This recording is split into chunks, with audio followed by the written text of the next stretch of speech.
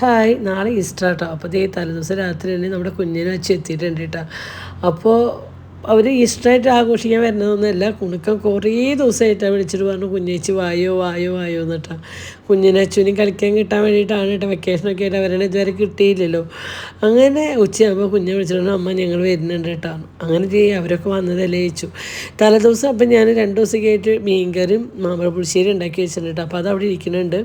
പിന്നെ ഞാനൊരു 3 ഇനം ചിക്കൻ മേടിച്ചിട്ട് നമ്മൾ ചിക്കൻ വറക്കലും കറിയൊക്കെ വെച്ചു. പിന്നെ അച്ചാറുണ്ടാക്കി. ഇത്രയൊക്കെ ഇനി ചെയ്തോളൂ കേട്ടോ. പക്ഷേ ഞാൻ അപ്പോഴേക്കും പൊന്നു ഇന്നലെ വർക്ക് ഉണ്ടായിരുന്നു.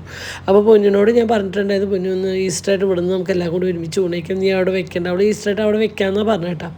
അങ്ങനെ അതിൻ്റെ ഇടയിൽ നമ്മുടെ പണികളൊക്കെ കഴിഞ്ഞ് ലാസ്റ്റ് പപ്പടം കാച്ചുന്ന സമയത്ത് ഞാനായിട്ട് മാമ്പഴം മുറിച്ചിട്ട് തരുന്നുണ്ട്. അതിൻ്റെ ഒപ്പം എന്തോ ഒരു കാര്യം അർജൻറ്റായിട്ട് പറയണേട്ടോ. അതാണ് എൻ്റെ മുഖത്ത് നോക്കി നിൽക്കുന്നത്.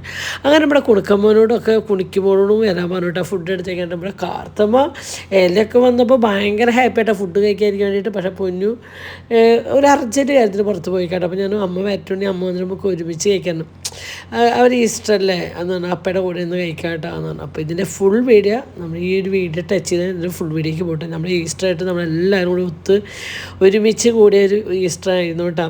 നമ്മൾ മക്കളൊക്കെ കൂടി ഒരുമിച്ച് ഇരുന്ന് ഒരു ഈസ്റ്റർ ആയാലും വിഷു ആയാലും അത് ആഘോഷമല്ല, ഒരുമിച്ചിരുന്ന് ഫുഡ് കഴിക്കുക അതന്നെ വലിയൊരു സന്തോഷമാണ് നമ്മുടെ മനസ്സിന്.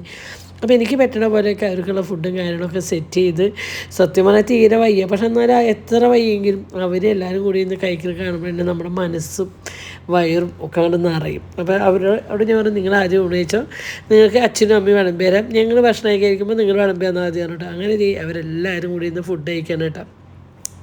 അത് കഴിഞ്ഞിട്ട് ഞാൻ തന്നെയായിരുന്നു ഫുഡ് കഴിക്കണം കേട്ടോ. അപ്പോൾ ഈ വീഡിയോ ഇഷ്ടപ്പെട്ടാൽ ലൈക്ക് ചെയ്യണം, കമൻറ്റ് ചെയ്യണം കേട്ടോ. അപ്പോൾ എൻ്റെ ഫുൾ വീഡിയോ ഈ വീഡിയോ ടച്ച് ചെയ്ത് കഴിഞ്ഞാൽ ഫുൾ വീഡിയോയ്ക്ക് പോണതാണ് കേട്ടോ. അപ്പോൾ കാണാത്തവരുണ്ടെങ്കിൽ